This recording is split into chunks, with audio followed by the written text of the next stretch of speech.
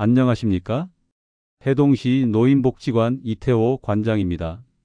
저는 이 자리에서 30년째 우리 어르신들과 함께 살아왔습니다.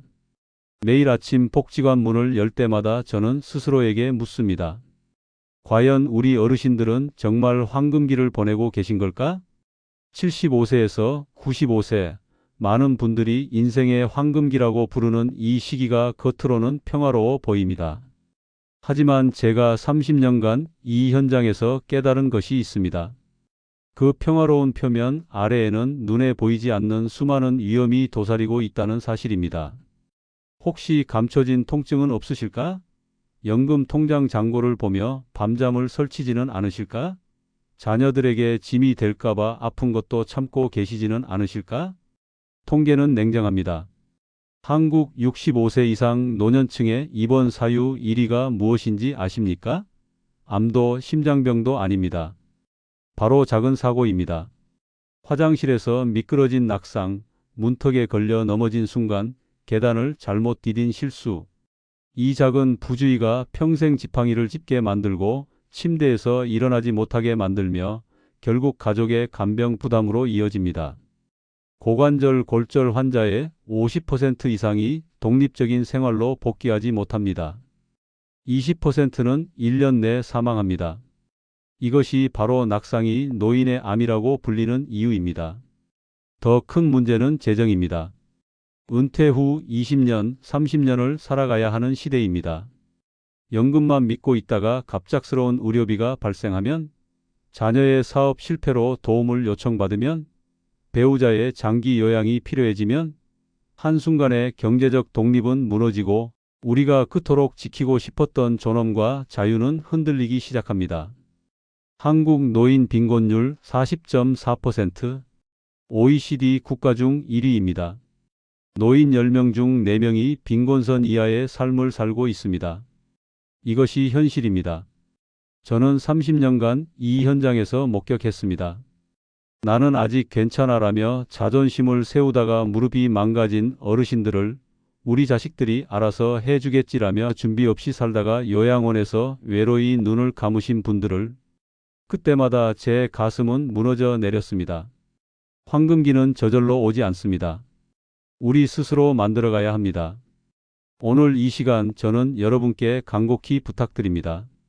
더 이상 나는 괜찮다는 착각 속에 살지 마십시오. 지금 이 순간부터 우리 함께 진짜 황금기를 준비합시다. 관장님, 나는 아직 괜찮아요. 이 정도는 나이 먹으면 다 그런 거 아닌가요? 해동시 복지관의 78세 박 여사가 제게 이렇게 말했을 때 저는 가슴이 철렁 내려앉았습니다.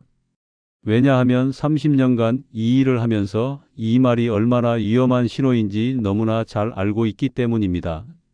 여러분, 이런 증상 겪고 계시지 않습니까? 아침에 일어날 때 무릎이 뻐근하다. 계단을 오를 때 숨이 차고 다리가 후들거린다. 가끔 현기증이 나고 휘청거린다.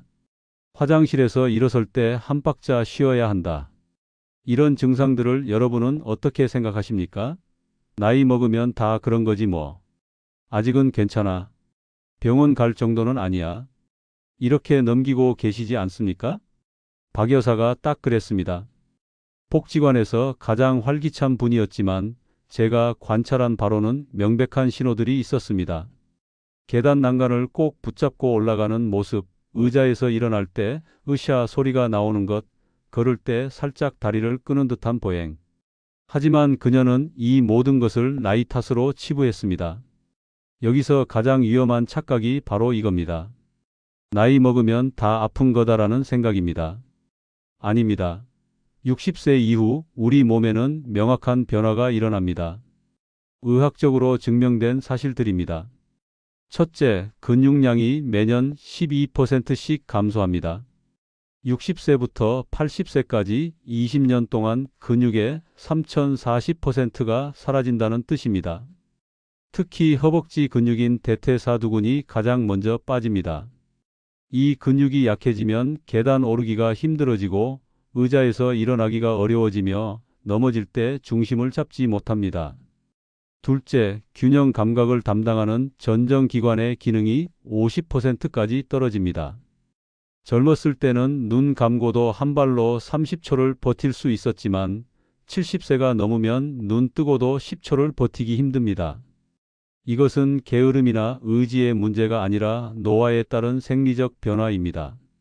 셋째, 반사신경이 30% 이상 느려집니다. 젊었을 때는 발이 걸리면 0.2초 만에 손이 나가 벽을 짚었습니다. 하지만 70세가 넘으면 0.5초가 걸립니다.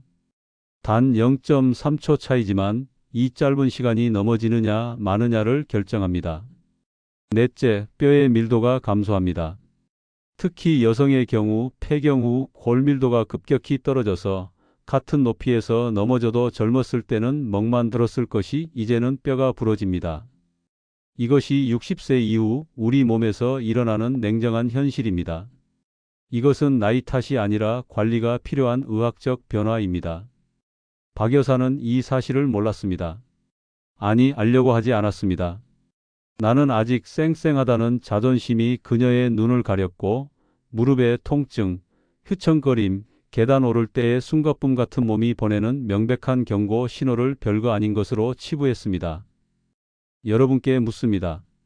여러분도 지금 이런 신호들을 무시하고 계시지 않습니까?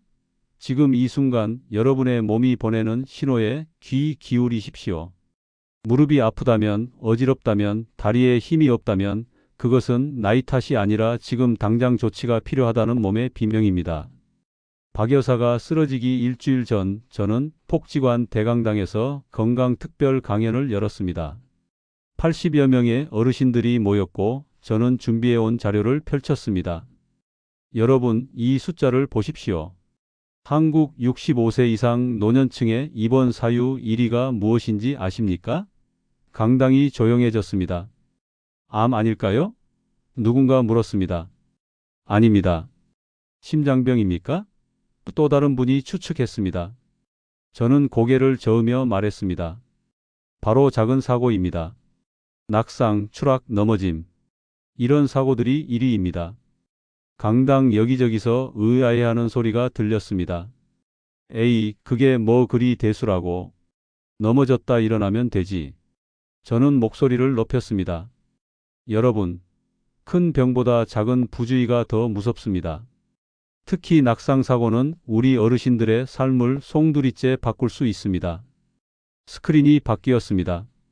고관절 골절 환자의 50% 이상이 독립적인 생활로 복귀하지 못합니다.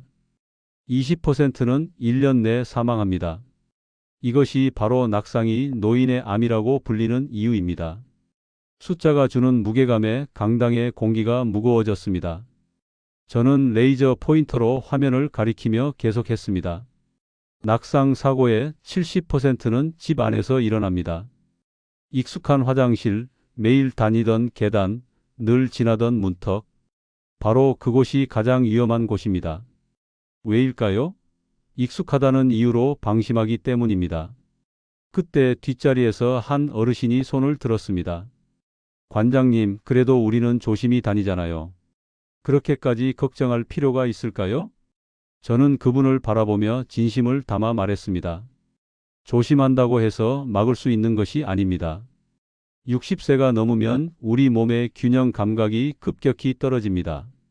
반사신경도 느려집니다. 근육도 약해집니다. 예전 같으면 중심을 잡았을 상황에서도 이제는 그대로 넘어지는 겁니다. 저는 단상 앞으로 걸어 나오며 강하게 말했습니다. 제발 부탁드립니다. 몸의 작은 신호를 무시하지 마십시오. 무릎이 시큰거리면, 어지럽다면, 걸음이 불안하다면 그것은 여러분의 몸이 보내는 경고입니다. 나는 괜찮다는 자존심 때문에 그 신호를 외면하는 순간 돌이킬 수 없는 결과가 찾아옵니다. 하지만 몇몇 어르신들의 표정에는 여전히 나는 아직 괜찮아라는 생각이 역력했습니다. 박 여사도 그중 한 분이었습니다. 그녀는 옆 사람과 속닥이며 말했습니다.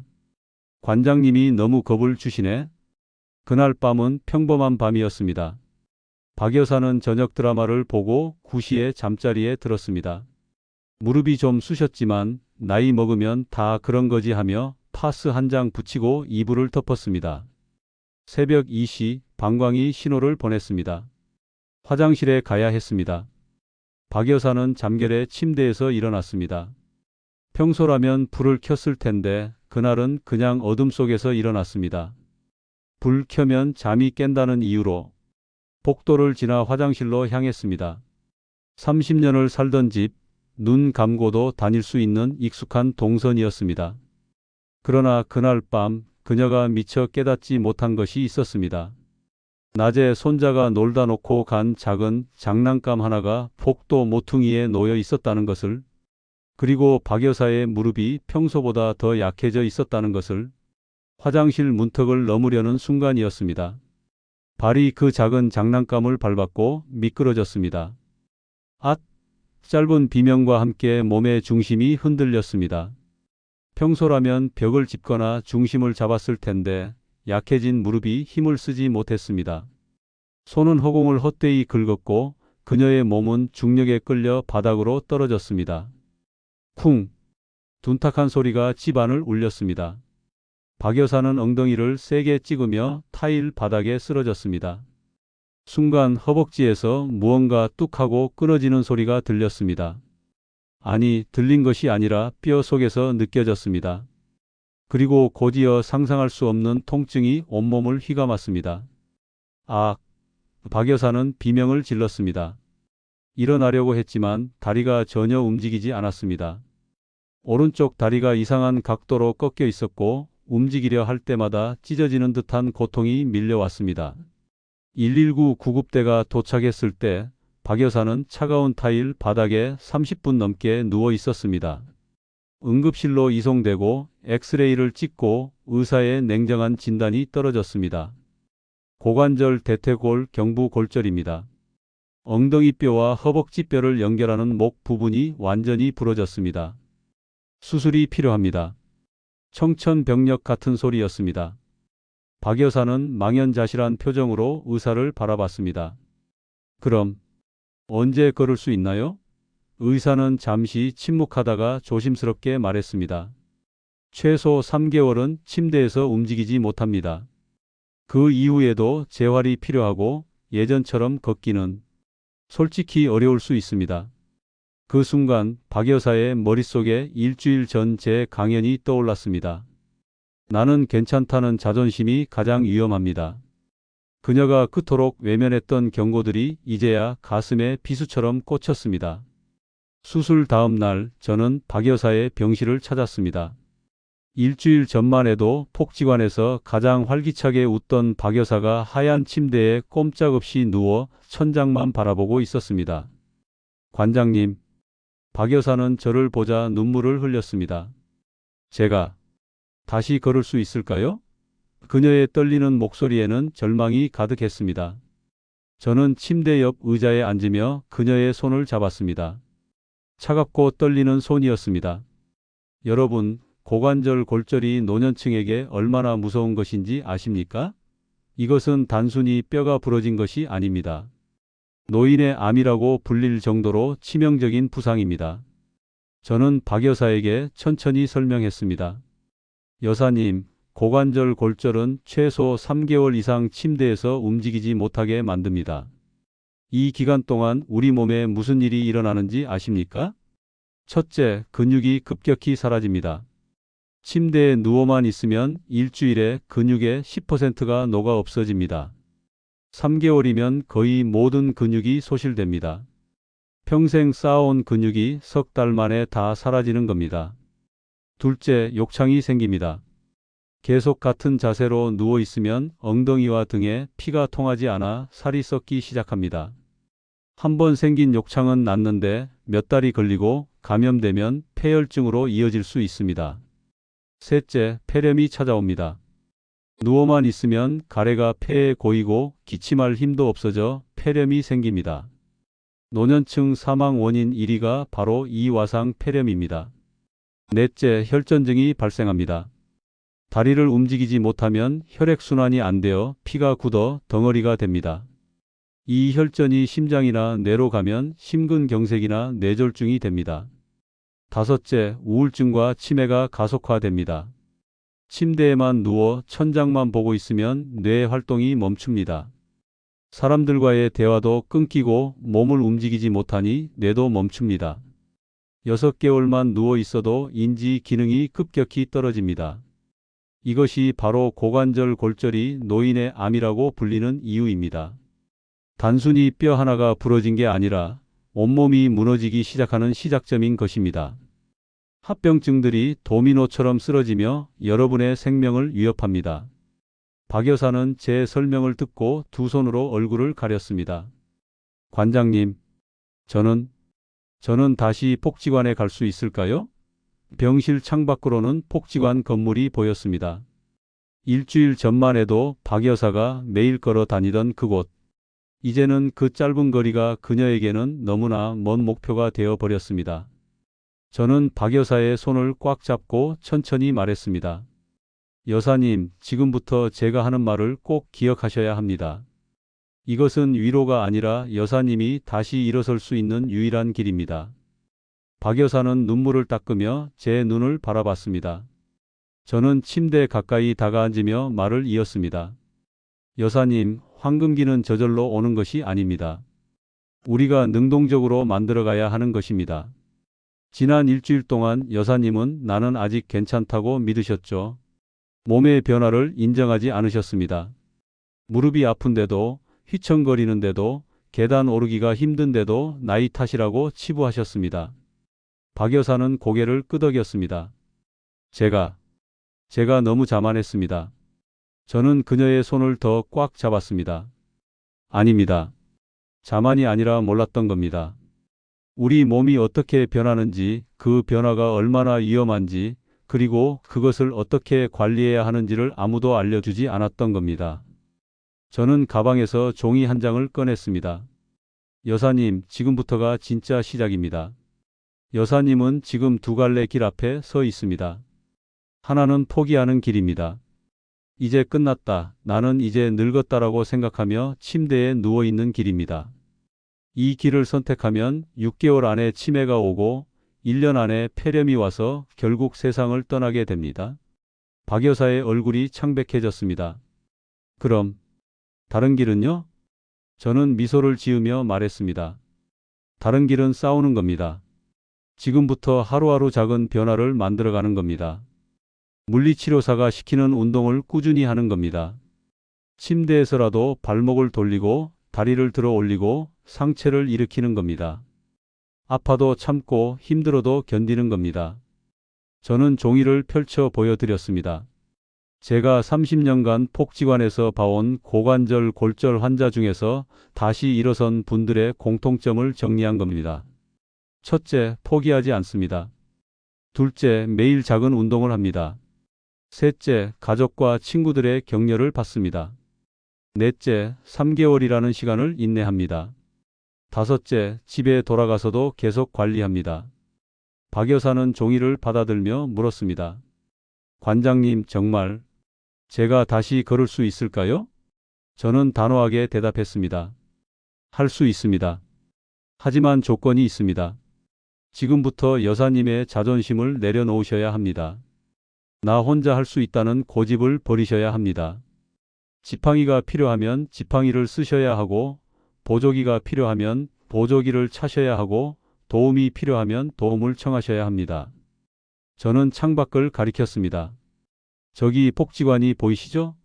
여사님의 친구들이 매일 여사님을 걱정하고 있습니다. 3개월 후, 6개월 후 여사님이 지팡이를 짚고라도 복지관 문을 열고 들어오는 날, 그날이 여사님의 진짜 황금기가 시작되는 날입니다. 박 여사의 사고가 있은 지 한 달 후 복지관 상담실에서 저는 또 다른 위기를 목격했습니다. 73세 정노인이 찾아왔는데 그의 얼굴에는 깊은 근심이 가득했습니다. 관장님, 저 어떻게 해야 할지 모르겠습니다. 정노인은 평생 공무원으로 성실하게 일하다 은퇴한 분이었습니다. 퇴직금과 연금을 받아 노후 준비는 완벽하다고 생각했던 분입니다.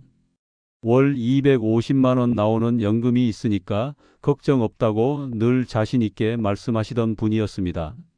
하지만 작년부터 상황이 급변했습니다. 첫 번째 타격은 배우자의 갑작스러운 병이었습니다. 부인이 뇌졸중으로 쓰러지면서 3개월간 중환자실 치료를 받았고 퇴원 후에도 매달 재활 치료와 간병인 비용이 필요했습니다. 보험이 있으니 괜찮겠지 했지만 실손보험으로 커버되지 않는 비급여 항목들이 산더미였습니다. MRI 검사, 특수 재활 치료, 간병인 비용. 6개월 만에 3천만 원이 나갔습니다. 두 번째 타격은 자녀의 사업 실패였습니다. 40대 아들이 식당 사업을 시작했다가 코로나로 망했습니다. 아버지, 딱 한 번만 도와주세요. 보증만 서주시면 됩니다. 아들의 간곡한 부탁에 정노인은 5천만 원 대출 보증을 섰습니다. 하지만 사업은 회생하지 못했고 빚만 남았습니다. 결국 정노인이 그 빚을 떠안게 되었습니다. 세 번째 타격은 집 수리였습니다. 30년 된 아파트에서 갑자기 보일러가 고장났고 화장실 누수가 발생했으며 싱크대도 교체해야 했습니다. 조금만 참자 했지만 겨울이 다가오자 어쩔 수 없이 수리를 해야 했습니다. 1,500만 원이 또 나갔습니다. 관장님, 1년 사이에 1억이 날아갔습니다. 정노인의 목소리는 떨렸습니다. 퇴직금으로 모아둔 돈이 바닥났고 이제 매달 연금으로 생활비, 부인 치료비, 대출 이자를 내야 하는데 빠듯합니다. 아니, 부족합니다. 더 큰 문제는 앞으로였습니다. 부인은 앞으로도 계속 치료가 필요했고 정노인 본인도 당뇨와 고혈압 약을 먹고 있었습니다. 관장님, 저는 앞으로 20년을 더 살아야 하는데 이 돈으로 어떻게 버티나요? 자식들한테 손 벌릴 수도 없고 제가 평생 모은 게 이렇게 쉽게 무너질 줄 몰랐습니다. 정노인은 통장 사본을 꺼내 보여줬습니다. 예금 잔액 850만 원. 평생 성실하게 일했던 공무원의 노후 통장에 남은 전부였습니다. 정노인의 손은 떨리고 있었습니다. 관장님, 제가 뭘 잘못한 걸까요? 평생 성실하게 일하고 저축하고 보험도 들고 연금도 받는데 왜 이렇게 된 걸까요? 그의 목소리에는 배신감과 절망이 섞여 있었습니다. 정노인의 문제는 게으름이나 낭비 때문이 아니었습니다. 오히려 성실하게 준비했던 분입니다. 하지만 한 가지를 간과했습니다. 노년기에 예상치 못한 지출이 얼마나 많이, 얼마나 갑작스럽게 찾아오는지를, 그리고 연금만으로는 절대 충분하지 않다는 사실을. 다음 주 복지관 강연에서 저는 정노인의 동의를 얻어 그의 사례를 공유했습니다. 강당에는 70여 명의 어르신들이 모여 계셨고 모두 심각한 표정으로 제 이야기를 들었습니다. 여러분, 질문 하나 드리겠습니다. 여러분은 노후 준비가 되어 있다고 생각하십니까? 몇몇 분들이 고개를 끄덕였습니다. 연금 나오니까 괜찮다. 집이 있으니까 걱정 없다. 자식들이 있으니까 뭐. 이런 생각들이 보였습니다. 저는 스크린에 통계를 띄웠습니다. 한국 65세 이상 노인 빈곤율 40.4%. OECD 국가 중 1위입니다. 노인 10명 중 4명이 빈곤선 이하의 삶을 살고 있습니다. 여러분, 이것이 현실입니다. 강당이 조용해졌습니다. 저는 계속했습니다. 더 충격적인 것은 이 수치가 계속 증가하고 있다는 점입니다. 왜일까요? 여러분이 생각하는 것보다 노년기가 훨씬 길어졌기 때문입니다. 1970년대에는 65세 평균 여명이 10년이었습니다. 하지만 지금은 20년, 25년입니다. 65세에 은퇴하면 85세, 90세까지 살아야 합니다. 20년에서 25년을 준비한 돈으로 버티는 겁니다. 저는 두 번째 슬라이드를 띄웠습니다. 65세 이상 가구의 월 평균 지출액은 230만 원입니다. 생활비, 의료비, 주거비, 통신비, 교통비를 합치면 이 정도입니다. 그런데 국민연금 평균 수령액은 얼마일까요? 월 55만 원입니다. 턱없이 부족합니다. 한 어르신이 손을 들었습니다. 그럼 부족한 돈은 어떻게 메우나요? 저는 답했습니다. 저축한 돈을 쓰거나 집을 팔거나 자식에게 손을 벌리거나 일을 계속하거나 이 네 가지밖에 없습니다. 세 번째 슬라이드입니다. 노년기 지출 중 가장 큰 비중을 차지하는 것이 무엇일까요? 바로 의료비입니다. 65세 이상 의료비는 전체 의료비의 42%를 차지합니다. 나이가 들수록 병원 갈 일이 많아지고 약값이 늘어나고 수술과 입원이 잦아집니다. 암, 뇌졸중, 심근경색 같은 큰 병에 걸리면 수천만 원이 순식간에 나갑니다. 저는 정노인의 사례를 말했습니다. 우리 복지관의 한 어르신은 1년 만에 1억이 날아갔습니다. 배우자 치료비, 자녀 빚 보증, 집 수리비, 예상하지 못한 지출들이었습니다. 평생 성실하게 준비했지만 1년 만에 바닥났습니다. 강당이 숙연해졌습니다. 저는 단상 앞으로 나가며 힘주어 말했습니다. 여러분, 노년기의 품위와 자유를 지키는 마지막 방패는 재정 독립입니다. 돈이 없으면 어떻게 됩니까? 아파도 병원 못 갑니다. 영양가 있는 음식 못 먹습니다. 자식들 눈치 봅니다. 하고 싶은 것 못합니다. 존엄성이 무너집니다. 저는 손가락을 하나씩 펴며 강조했습니다. 첫째, 지금 당장 여러분의 통장 잔고를 확인하십시오. 연금과 저축으로 앞으로 20년을 버틸 수 있는지 계산해 보십시오. 둘째, 비상금을 마련하십시오. 최소 1천만 원에서 2천만 원은 손대지 않고 남겨두십시오. 셋째, 자녀에게 보증 서지 마십시오. 자식 사랑은 이해하지만 여러분의 노후가 무너지면 자식에게 더 큰 짐이 됩니다. 넷째, 집은 최후의 보루입니다. 쉽게 팔거나 담보로 잡히지 마십시오. 3개월 후 박 여사가 드디어 퇴원했습니다. 휠체어에 앉아 집으로 돌아온 그날, 저는 복지관 직원 2명과 함께 박 여사의 집을 방문했습니다. 문을 열고 들어서자마자 저는 가슴이 철렁했습니다. 이 집은 그야말로 낙상사고의 위험 요소 박물관이었습니다. 여사님, 오늘부터 이 집을 바꿔야 합니다. 3개월 전 여사님이 쓰러진 곳을 다시 보십시오. 저는 화장실 문턱을 가리켰습니다. ECM 높이의 작은 문턱. 바로 이것이 박 여사를 넘어뜨린 주범이었습니다. 낙상 사고의 70%는 집 안에서 일어납니다.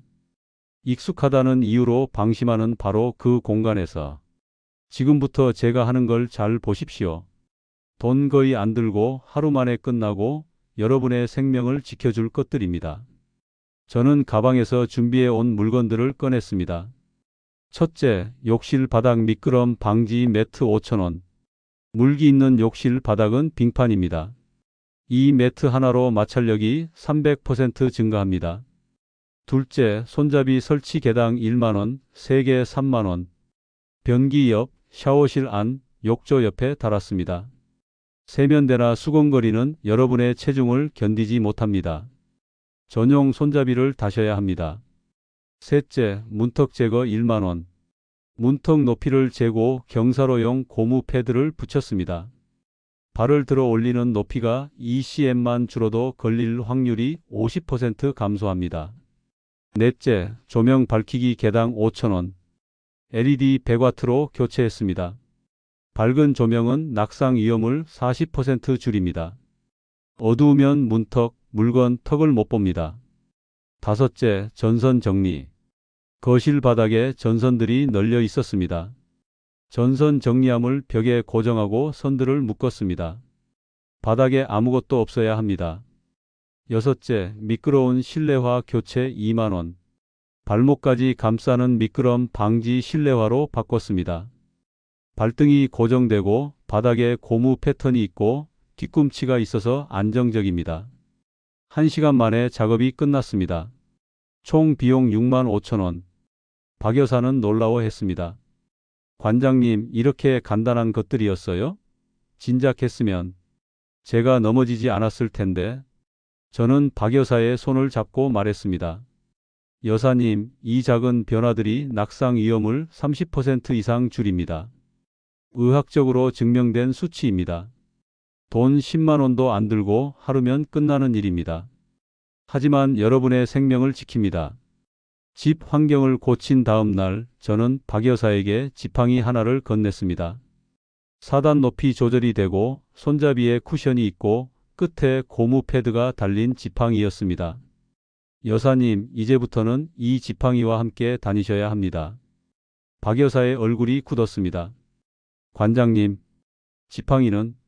저는 아직 그녀의 망설임 뒤에는 분명한 거부감이 있었습니다. 여사님, 지금 무슨 생각하십니까? 지팡이를 짚으면 내가 정말 늙은이가 된 것 같다. 사람들이 나를 약한 사람으로 볼 것 같다.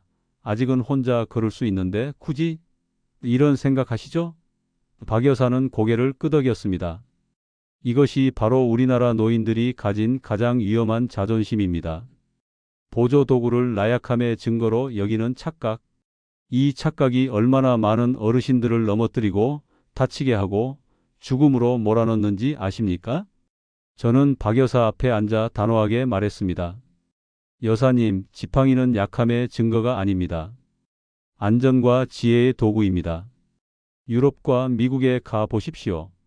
60대만 되어도 지팡이 짚고 다니는 사람이 수두룩합니다. 그들은 지팡이를 패션 아이템처럼 멋지게 선택합니다. 왜일까요? 그것이 자신을 지키는 현명한 선택이라는 걸 알기 때문입니다. 저는 통계를 보여드렸습니다. 지팡이를 사용하면 낙상 위험이 50% 감소합니다. 왜일까요? 첫째, 세 번째 다리가 생기는 겁니다. 사람은 두 다리로 걷지만 균형이 불안정합니다.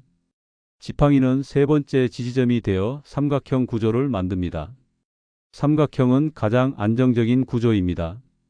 둘째, 지팡이는 센서입니다.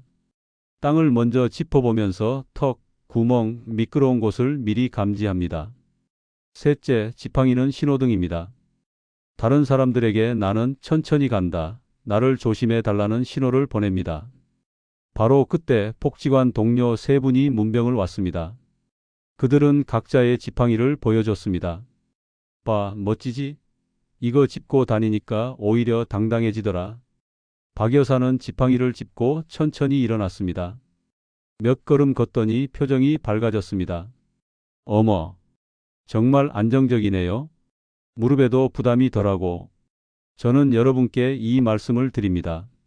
지팡이든 보행기든 휠체어든 여러분에게 필요한 도구라면 주저없이 사용하십시오.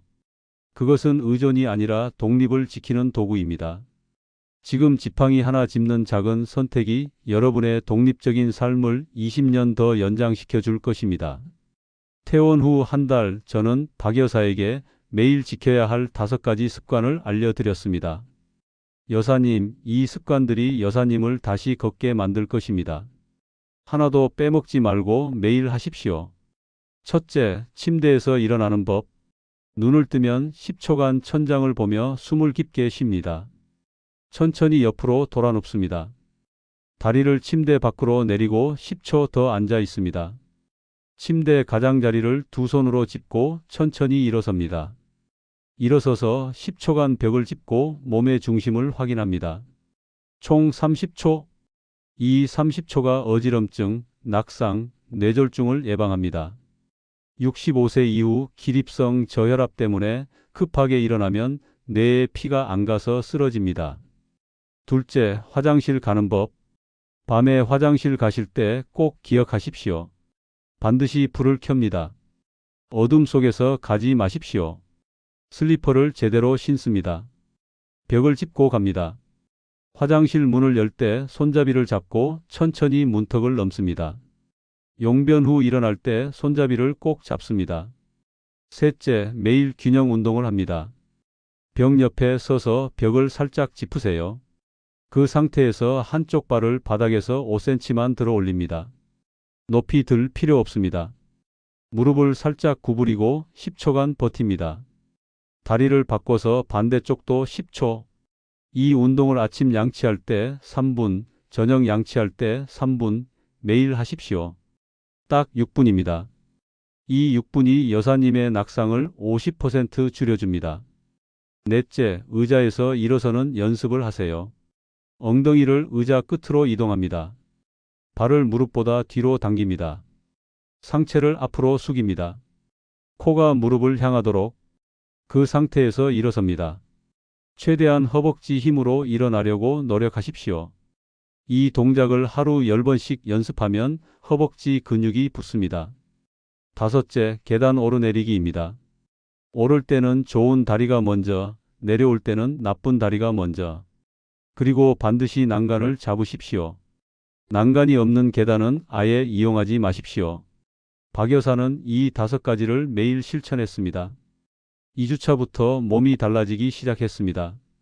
침대에서 일어나는 게 수월해졌고, 균형 운동할 때 다리가 덜 떨렸고, 의자에서 일어날 때 으쌰 하는 소리가 사라졌습니다.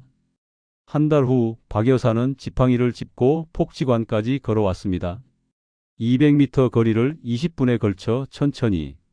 복지관 문을 열고 들어섰을 때 동료들이 박수를 쳤습니다. 이것이 작은 습관의 힘입니다. 그런데 박 여사에게 한 가지 문제가 생겼습니다. 몸이 좋아지자 너무 열심히 운동을 하기 시작한 겁니다. 관장님, 저 이제 괜찮아진 것 같아요. 오늘은 복지관까지 2번 왔다 갔다 했어요. 저는 깜짝 놀라 말했습니다. 여사님, 안 됩니다. 당장 멈추십시오. 박 여사는 놀란 표정으로 저를 바라봤습니다. 왜요? 운동 많이 하는 게 좋은 거 아닌가요? 여러분, 이것이 바로 우리 어르신들이 하는 2번째 큰 실수입니다.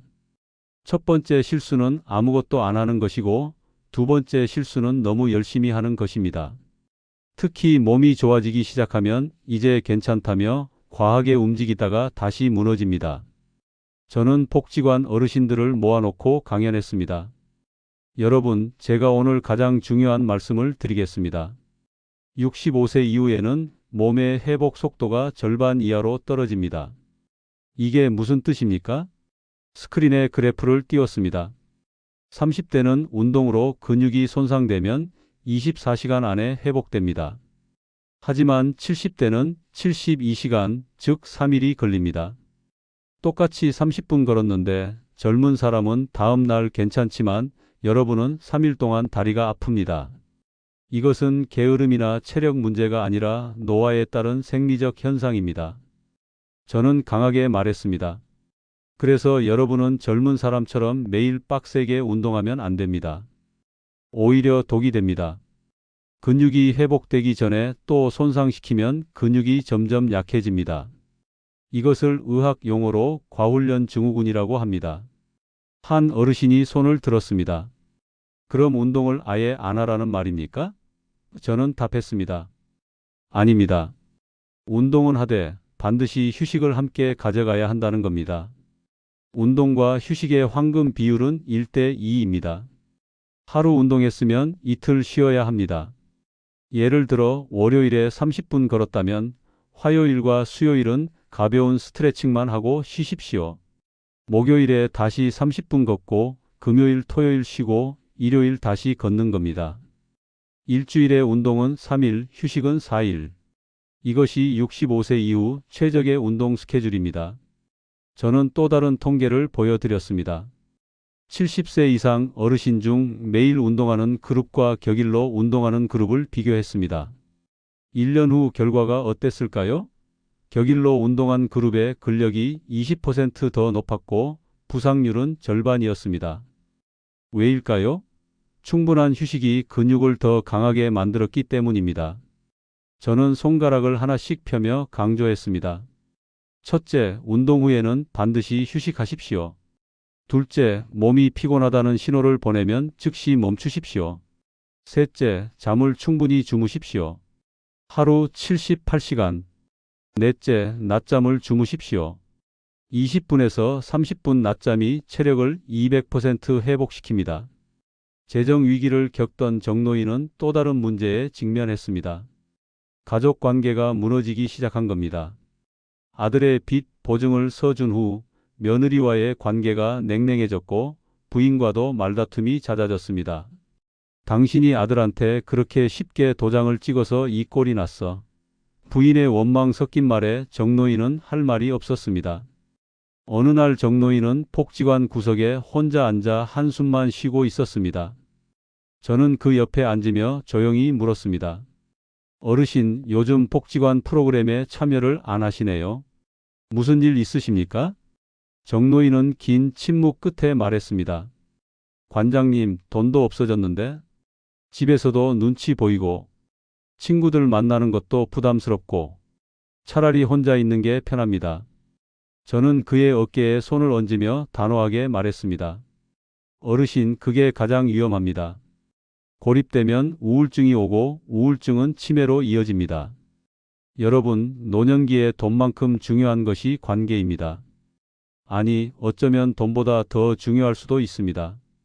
통계를 보십시오. 사회적으로 고립된 노인의 사망률이 정상적인 관계를 유지하는 노인보다 50% 높습니다. 외로움은 하루 담배 15개비를 피우는 것과 같은 건강 위험 요소입니다. 저는 정노인에게 3가지를 권했습니다. 첫째, 부인과 대화하십시오. 지금 부인도 불안하고 두렵습니다. 서로 원망하지 말고 함께 이 위기를 극복할 방법을 찾으십시오. 배우자는 여러분의 마지막 동반자입니다. 그 관계가 무너지면 모든 것이 무너집니다. 둘째, 자녀와의 거리를 조정하십시오. 빚, 보증 문제로 관계가 어렵다면 당분간 적당한 거리를 두십시오. 돈 문제로 가족이 깨지는 것만큼 안타까운 일은 없습니다. 자식은 자식대로 살게 하고 여러분은 여러분 인생을 사십시오. 셋째, 새로운 관계를 만드십시오. 복지관 동아리에 가입하십시오. 서예반, 노래교실, 탁구반, 무엇이든 좋습니다. 친구들과 차 한잔 마시고 웃고 수다 떨고 그것이 약입니다. 외로움을 해소하는 방법은 다양합니다.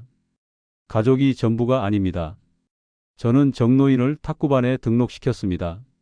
처음에는 어색해하던 그가 한 달 후에는 복지관에서 가장 밝은 얼굴로 변해 있었습니다. 관장님, 제가 탁구를 이렇게 재미있어 할 줄 몰랐어요. 동네 아저씨들이랑 일주일에 3번씩 치는데 그 시간이 제일 행복합니다. 정노인은 집에 가서도 부인에게 탁구 이야기를 하고 복지관 친구들 이야기를 하면서 대화가 늘었다고 합니다. 부인도 정노인이 밝아지자 마음이 풀렸다고 합니다. 여러분께 말씀드립니다. 돈이 없어도 건강이 나빠도 관계만 있으면 버틸 수 있습니다. 하지만 돈이 있어도 건강해도 외로우면 무너집니다. 풍요로운 관계 속에서 삶의 의미를 찾으십시오.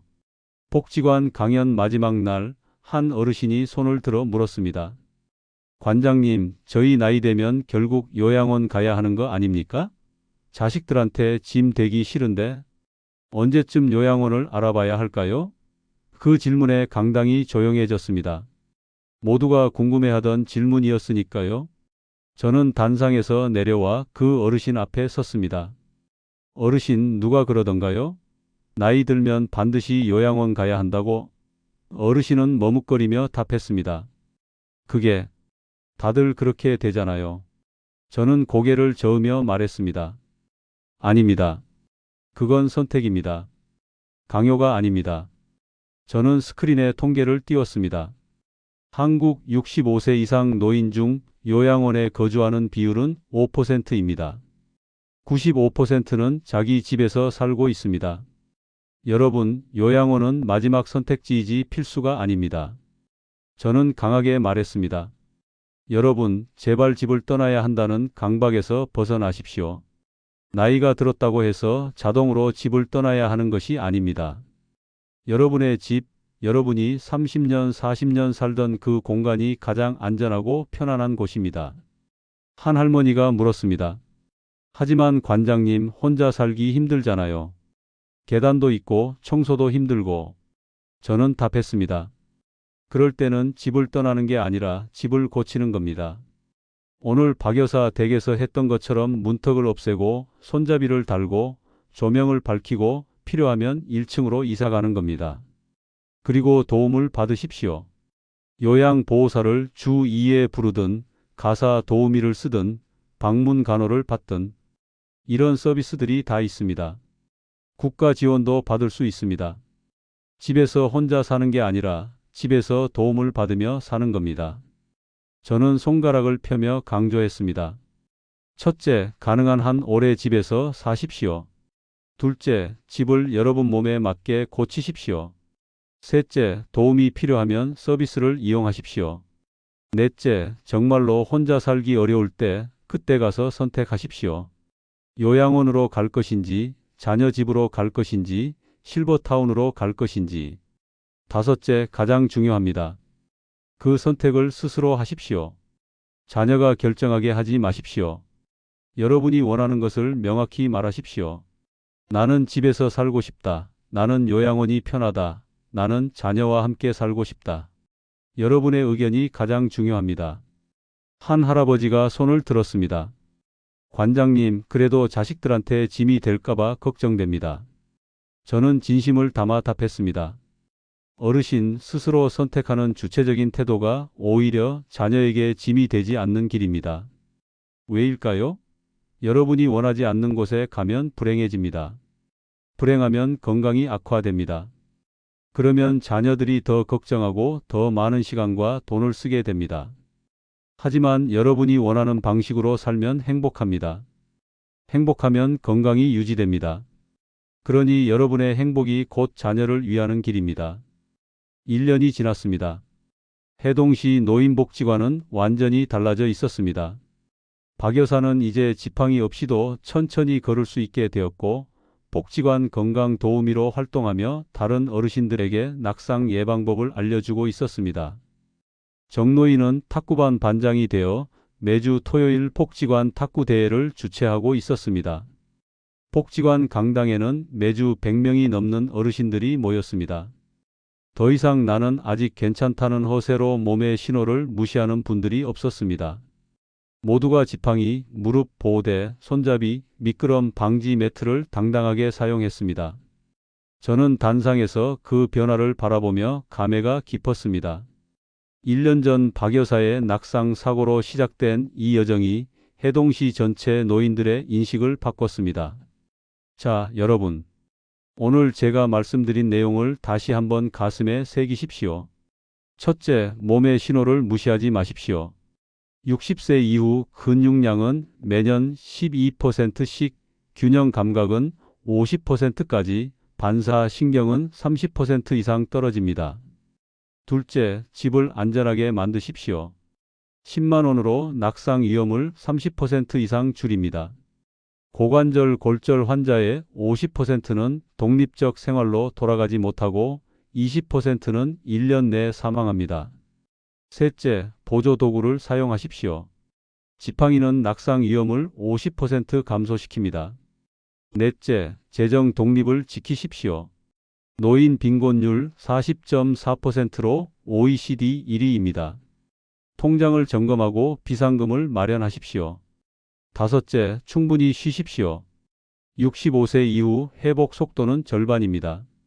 운동과 휴식의 황금 비율은 1대 2입니다.